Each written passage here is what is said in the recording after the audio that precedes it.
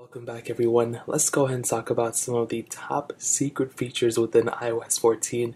Now obviously none of these are like super crazy secret. Apple developed them for a purpose, but these are ones that I didn't necessarily get to talk about in my full-on review kind of in a way. Things like the widgets, the app library, things like that. These are the most common things that everybody already knows, but there's a lot that actually some people might not even know about, which is really interesting. Now, this video is literally for educational purposes. I would not recommend anybody to install iOS 14 on their main phone. If you have a side phone, like an old iPhone 6s or an iPhone SE or something like that, then by all means go for it.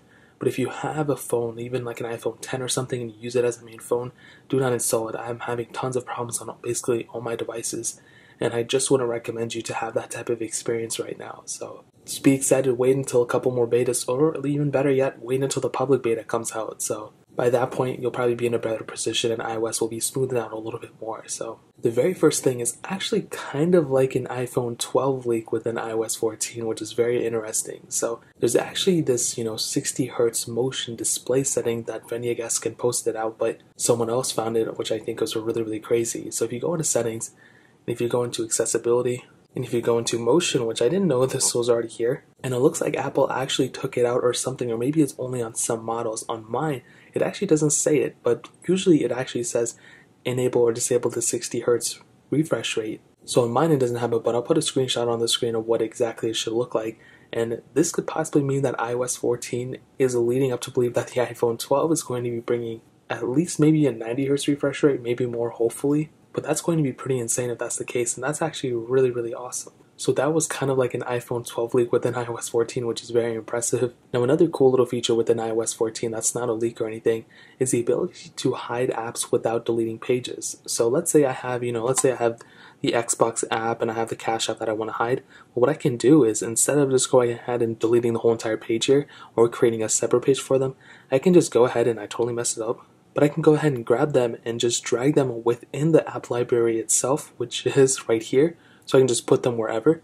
And if I go back, the apps will actually hide, which is really cool. So if I go back here, I don't remember what it was this page. You can see that I didn't have to delete the whole entire page. I just literally had to drag the apps to the app library and it hides the apps for me. And I wish Apple said it this way. I don't know why they said we had to keep deleting all the pages and everything. But this way is really, really cool, really intuitive, and I see a lot more people doing that way than the other way with deleting the pages every time. So another really big one is that developers can actually now refund apps, at least in-app purchases within the App Store. So if you're someone who buys a bunch of things within the App Store, or better yet, within the apps themselves, usually beforehand, Apple was actually the one to determine whether you got the refund or not. But now when you purchase an app and you actually go do in-app purchases, like if you buy skins or something, and if you bought them by accident or whatever, the developer themselves can actually now refund you instead of, just Apple, which is really great. And I think this will lead developers into a better situation with a better relationship with Apple, because right now what I've been hearing, Apple is kind of in a weird spot with developers, but it'll definitely get better over time, and it seems like this is the first step. Now another really cool thing with iOS 14 is sound recognition. Now I put this in my bullet board like 2 days ago, but now a lot of people know about it, but I'll still talk about it. And what this is, and it's within accessibility settings, is it pretty much recognizes sounds that are around you. So things like fire alarm or like police sirens, I think, and things like that. It'll basically alert you of basically what those sounds are. Now for me and for you probably it's not going to affect you, but for people who have a disability of some sort, this is a really, really big deal. Because now, just in case, you can't hear well or whatever the case is, you can actually get notifications of things that are around you, which is really cool. So if I click sounds, you can see that if there's a fire, if there's a siren, if there's smoke, which I don't know I don't know if smoke makes sounds, but I guess it's okay. Animals, that's a really cool one. Household car horns, doorbells, that's a really, really big one. I can see huge people using that. Door knocks, water running, baby crying, shouting, things like that is a really big one, especially with the shouting and I think the doorbell, because usually, if you're home alone and if you have a disability, you can't hear well or whatever, this is a really big deal, and by getting notifications like that can really help you out in the future. And a lot of people are using it as memes now, which I think is really funny, but let's not forget that there's a huge demographic of people out there that could really, really utilize this thing, which is really cool. Another smaller thing is actually iOS 14 will actually send you notifications when your Apple Watch is fully charged, and I've actually had this happen to me one time with the Apple Watch that I connected here, but now it's not working anymore, which I don't know why. Again, it's a bug. But basically, the Apple Watch will send you notifications. It won't send you notifications, but it'll just say, oh, Apple Watch is fully charged, you may disconnect now or whatever. and I think that's another really, really cool thing. Now, this was a feature that Apple could have easily made like a 15-minute slide on, and I feel like I would have personally appreciated it, and that is the improvement within voice recording. And what this basically is that within the voice recordings app, which I can't ever find, first of all, I just want to say that Apple is actually, I really hope with these next version of iPhones that Apple actually improves the microphone array within them like they did with the 16-inch MacBook, and I think they did with the 13-inch, but they did with the iPad Pro as well. I feel like if they do that, that will make a ton of people happy, including me. But what this is pretty much, if you go ahead and record whatever, okay, I'm talking, it's the same thing.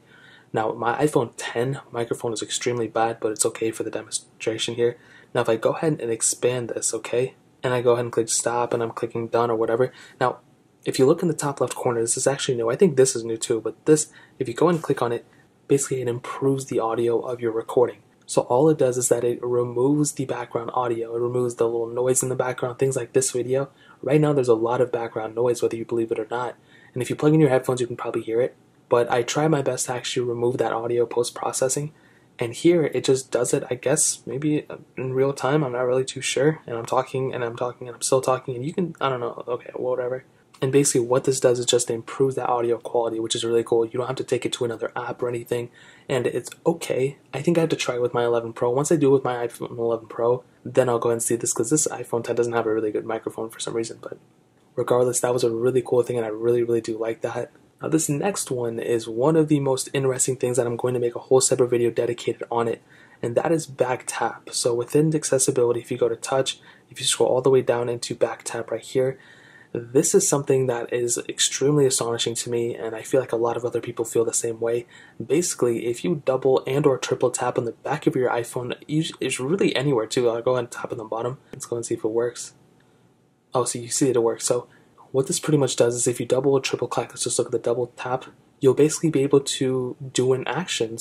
And it's pretty crazy in my opinion. So right now I have it set to screenshot, but you can go and turn on Siri, you can go and turn on assistive touch, classic invert, scroll down, scroll up, so many different things. And I think this is a really, really crazy thing. I was not expecting this from Apple, and it's so insane that we have this capability now. And you can do it for triple tap too. So really it works on any back. However, it doesn't work on every iPhone.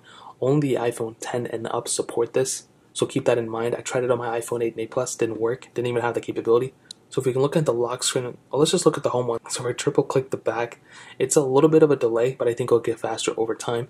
But that's just so crazy to me. I mean, and it's been doing really good at not like registering me randomly touching the back as like things, it's perfectly fine. It really, really tells if I'm clicking on it or not, which is really cool. So that was a huge one. I'm making a separate video talking about that. Now within the Photos app, we actually have the capability of zooming in more than we usually had to. So if I go and click on this random photo, let's, for example, I don't even know what this is. Looks like a bird's nest. If I go and zoom in, you might be able to see that you can actually zoom in a lot more than you could have before. And look how much you can zoom in. That is a ton more than before. And I think that's really, really cool for people who want to get, way more into a photo. So that's a humongous other thing within iOS 14. We also have the capability within the Bluetooth settings to rename our devices, which I thought we could have before. But if I go ahead and click here, I can click this. If I can go ahead and click here, I can click here. And I think I need to be connected. For some reason I'm not connected, but we can now rename our devices here, which is really awesome. Now another huge privacy thing which I think is really cool is the indicator telling us whether our microphone is used or our camera is used. So if I go into my camera, which is right there, it's very hard to see, but there's a little green light right next to the notch, and this will basically tell us, first of all, we have this on Macs, we have this on a lot of other Windows and other devices in general. But the fact that we have this on an iPhone now is really cool, and I feel like this is going to be coming up for a lot of other devices as well. And it's system-wide. I think I went on Snapchat and it worked there too. So it's a green LED if it's a camera. I think it's a yellow one if it's a mic. And I think that's a really awesome thing. Again, more privacy is always better. And we have more privacy capability within iOS 14, which is really awesome. And the last thing I want to hit on is that we now have the capability of turning off Memoji. Now I don't even know where the setting is. I'm going to assume it's under messages. For some reason I can't find it, but when I do, best believe I'm going to put it in the comment section below or the description. But we now have the capability within iOS 14 of turning off Memoji if we don't want it. And it annoys me so much sometimes, but it's totally okay. I'll get over it at some point. But that's really pretty much it. Those are some of my best secret features of iOS 14, things that probably not everyone knows about. And it's not just on the front page of Apple every single time. So that's really pretty much it. If you guys have any other questions or anything, let me know in the comment section below. Hit the like button, that would mean so much, but definitely hit that subscribe button. Every single subscriber that we get really does count, so it means so much if you guys could hit that. Also check out the other links down in the description as well. My Twitter, my Instagram, my second channel. But more importantly than everything, also love every single one of you guys. Hopefully I'll catch you guys in the next video.